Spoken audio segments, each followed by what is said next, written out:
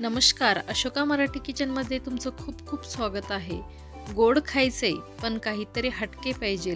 मग करून बघा हा अगदी सोपा आणि सुपर स्वादिष्ट तिळाचा हलवा आणि स्पेशली महिलांसाठी अगदी आरोग्यदायक ही रेसिपी आहे. चला तर रेसिपीला सुरुवात करूयात. या ठिकाणी मी पांढरे तीळ घेतलेले आहेत. वजनी प्रमाण म्हणसाल तर 1.5 कप हे तीळ घेतलेले आहे. तुम्ही इथे वाटीचं मेजरमेंटही करू शकता.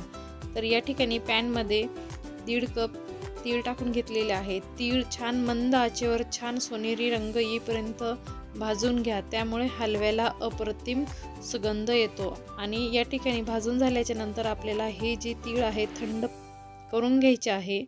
तिळाने रोगप्रतिकारशक्ती मजबूत होते आणि तिळामध्ये भरपूर प्रमाणात फायबर असल्यामुळे पचनशक्तीही छान सुधारते. तर या ठिकाणी मी पिस्ता कापून घेतलेले आहेत. त्यानंतर इथे तीळ थंड झाल्याच्या नंतर यातले अर्धे तीळ आपल्याला मिक्सरच्या भांड्यामध्ये टाकून घ्यायचे आहे आणि 1.5 कपाला इथे मी अर्धा कप तूप घेतलेला आहे आणि ह्याचं छान जाडसर अशी पेस्ट काढून घ्यायची आहे. जाडसर पेस्ट काढल्यामुळे आपल्या हलव्याला छान क्रंचीनेसपणा येतो. आणि त्यानंतर परत एकदा जे तीळ राहिलेली आहे त्या तिळामध्ये आपल्याला परत एकदा यामध्ये तूप टाकून आपल्याला याची छान बारीक पेस्ट एकदम बारीक पेस्ट काढून घ्यायची आहे. आणि त्यातलंही तूप या ठिकाणी उरलेलं आहे ते नंतर आपल्याला लागणार आहेत.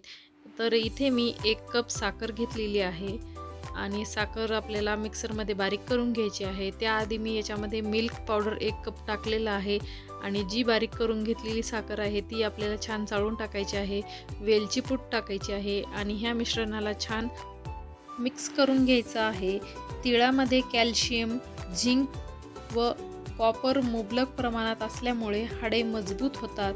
आणि परत एकदा यामध्ये जे तूप राहिलेलं आहे तूप टाकून याला छान परत एकदा मिक्स करून घ्यायचं आहे चांगल्या प्रकारे. आणि इथं पाहू शकता मी एक कंटेनर घेतलेला आहे.